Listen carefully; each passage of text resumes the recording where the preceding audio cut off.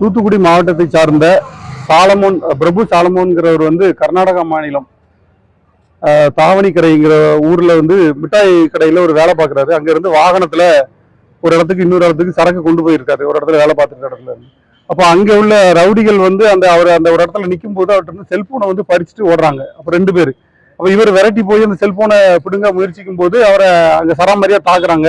தாக்கி அதுல இருந்து அடிச்சு அங்கிருந்து விரட்டுறாங்க. விரட்டின உடனே இவரு மீண்டும் அந்த போகாம அந்த செல்போன் தந்தாதான் போவேன் நிற்கும் போது அவங்க இன்னொரு ரவுடிகளுக்கு தகவல் கொடுக்குறாங்க. அங்க இருந்து அதுல பூந்தல் நகர் செக் போஸ்ட் அப்படிங்கிற இடத்துல இருந்து இன்னொரு 5 ரவுடிகள் வந்து வர்றாங்க. மேல 5 பேர், மொத்தம் 7 பேர் சேர்ந்து சராமாரி அவரை அங்கே வச்சு அடிக்கிறாங்க. அடிச்சு அந்த இடத்துல இருந்து ஆட்டோல, அவங்களுடைய சொந்த ஆட்டோல, பேசஞ்சர் ஆட்டோல ஏற்றி அங்க இருந்து ஒரு 3 கிலோமீட்டர் தூரத்துக்கு அவங்கள கடத்தி கொண்டு போய் அங்க வச்சு ஒரு இடத்துல வச்சு காட்டு பகுதியில வச்சு அடிச்சு அவங்கள சராமாரியா அடிக்கிறாங்க. அவங்களுக்கு பலத்த காயம் ஏற்பட்டிருக்கு. அவருக்கு ஒரு கண்ணு தெரியல. அது போக விலா எலும்பு, மார்பு பகுதிகள் எல்லாம் கடுமையான ரத்த உறைவு ஏற்பட்டு இப்போ வந்து அரசு மருத்துவமனையில இப்போ தூத்துக்குடி அரசு மருத்துவமனையில் அனுமதிக்கப்பட்டிருக்கிறார். கடுமையான காயம் ஏற்பட்டிருக்குது. அப்ப அங்கே உள்ள காவல்துறைக்கு அவர் வந்து தகவல் கொடுக்குறாரு. அங்க பூந்தல் நகர் காவல் நிலையம், அதுல செக் போஸ்ட் சுங்கச்சாவடி இருக்குது, அதுல வச்சு அவங்களுக்கு வந்து தகவல் கொடுக்குறாங்க. அங்கு உள்ள காவல்துறை வந்து ஒரு நிமிஷம் இதுல உட்காருங்கன்னு சொல்லி அவரை உட்கார வச்சுட்டு அதே சம்பந்தப்பட்ட ரவுடிகளுக்கு தகவல் கொடுக்குறாங்க. வந்த உடனே அந்த ரவுடிகள்டே திரும்ப அந்த காவல்துறை படைக்குது. நீங்க இங்க வந்து தேவையில்லாம இவனை விட்டுட்டு போனீங்கன்னு சொன்னா அப்புறம் உங்க மேல எஃப்ஐஆர் ஆயிரும், இவனை வேற எங்கேயாவது கொண்டு போய் விடுங்க அப்படிங்கிற அளவுக்கு காவல்துறையினுடைய ஒத்துழைப்போட அந்த ரவுடிகள் மீண்டும் அவரை சராமரியா கொண்டு போய் தாக்குறாங்க. அவ்வளவு பெரிய அநீதி நடந்திருக்கு ஒரு தமிழருக்கு.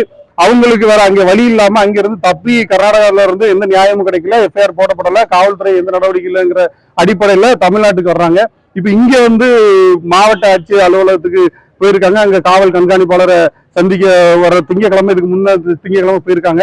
அன்னைக்கு அங்க போய் பார்க்கும்போது காவல்துறை நடவடிக்கை எடுப்பதாக சொல்லி உறுதியளிச்சு அவங்களை அவர் அங்க வச்சு மயக்க நிலையில தான் மயங்கி விழுந்துட்டாரு. அப்ப அங்க இருந்து ஒரு 108 ஆம்புலன்ஸ்ல இங்க வந்து தூத்துக்குடி ஜிஹெச்ல கொண்டு சேர்த்து இப்ப அட்மிஷன்ல இருக்கிறாரு. இப்ப காவல்துறை எந்த வழக்கு பதிவு பண்ணிருக்குது அப்படிங்கிற முறையான எந்த தகவலும் இல்லை. இப்ப இங்க ஒரு காவலர் வந்து மிரட்டினதாகவும் அங்கு உள்ள காவலர்கள் மேல நீங்க குற்றச்சாட்டு சொல்லக்கூடாது அப்படின்ற வகையில அவங்களை மிரட்டிருக்கிறதாகவும் இவங்க தரப்புல இருந்து சொல்றாங்க. இப்ப நாங்க என்ன கோரிக்கை வைக்கிறோம் அப்படின்னா, திரு காவல்துறை கண்காணிப்பாளர் ஐயா அவர்கள் வந்து இந்த உங்க கவனத்துக்கு இது வந்ததா இல்லையா அப்படிங்கிறது தெரியல.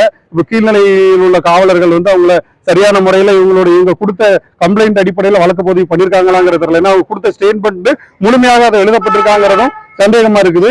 ஏன்னா அங்க சராமரியாக கொடூரமாக தாக்கப்பட்டிருக்காங்க. அதை வந்து இப்ப இனவெறியோடு அங்க நடத்தப்பட்டிருக்கு தாக்குதல். இது ஒரு கர்நாடகாவை சார்ந்த ஒருவருக்கு இதே நிலைமை ஏற்பட்டிருந்தா இந்நேரம் கர்நாடகா மாநிலமே கொந்தளிச்சிருக்கும். இப்ப இங்க வந்து ஒரு சாதாரண ஒரு நீதி கூட கிடைக்கல, ஒரு வழக்கு பதிவு கூட முறையா இங்க ஏற்படுத்தப்படல. அப்ப இங்கேயும் கர்நாடகாவை சார்ந்த எவ்வளவோ உறவுகள் வந்து இங்க வேலை செய்றாங்க. வாகனங்கள் தினமும் தூத்துக்குடியை பொறுத்த வரைக்கும் எத்தனையோ ஆயிரக்கணக்கான லாரியில ஓட்டுநர்கள் வராங்க. எவ்வளவோ பணிகள்ல இங்க ஈடுபட்டு இருக்காங்க கர்நாடகா சார்ந்தவர்கள். கர்நாடகாக்காரர்களுக்கு இதே நிலைமையை நாங்க திருப்பி கொடுத்தா என்ன ஆகும் அப்படிங்கிறத யோசிச்சு பார்க்கணும். ஏன்னா இனிமேலும் அவர் கூட இப்ப சம்பந்தப்பட்டவர் சந்திச்சு பேசணும். அவர் ரொம்ப அப்பாவியா இருக்காரு. ஒண்ணுமே படிப்பறிவு இல்லாத சாதாரண ஒரு பாம்பரமகன். அவர் என்ன சொல்றாரு, குறைந்தபட்சம் நாங்க இதை வெளிக்கொண்டு வரணும்னு நினைக்கிறதே கூட இனிமேல் ஒருத்தனுக்கு இதை மாதிரியா அங்க நடக்கக்கூடாது ஒரு தமிழர்களுக்கு. அது ஒரு வெளியில ஒரு பெரிய அளவுல பிரச்சனையை எதிரொலிச்சாதான் இனிமேல் அங்க இருக்கிற அந்த ரவுடிகள் பயப்படுவாங்க. அவங்க மேல எடுக்கிற நடவடிக்கையை பார்த்தா தான் அங்க இருக்கிற தமிழர்களுக்காக, இனிமேல் இருக்கிற தமிழர்களுக்காக ஒரு பாதுகாப்பு இருக்குங்கிறதுக்காகத்தான் ஏதாவது வழக்கு பதிவு பண்ணணும்னு சொல்றாங்க அடிப்படையில அவர் பேசுறாரு. அந்த அளவுக்கு தான் அவர் குறைந்தபட்ச கோரிக்கை வைக்கிறாரு. இதுல தமிழக அரசு இதை பெரிய அளவுல இந்த பிரச்சனையை எடுத்துக்கொண்டு போய் கர்நாடகா மாநில அரசிட்ட நீங்க வந்து பேசணும். பேசி அந்த சம்பந்தப்பட்ட ரவுடிகளை கைது செய்து தமிழகத்துக்கு கொண்டு வந்து கடுமையான நடவடிக்கை எடுக்கணுங்கிறது எங்களுடைய கோரிக்கை. நீங்க இதை அசால்ட்டா ரொம்ப சாதாரணமா கடந்துடலாம் அப்படின்னு நினைக்க கூடாது. அப்படி ஒரு வேளை நீங்க நினைச்சீங்கன்னா கடுமையான எதிர்வினைகளை தமிழகத்திலிருந்து நாங்க கொடுக்க வேண்டிய சூழல் ஏற்படுங்கிறத இதன் வாயிலாக தெரிவித்துக் கொள்வோம். நன்றி. நாம் தமிழர் கட்சி சார்பாக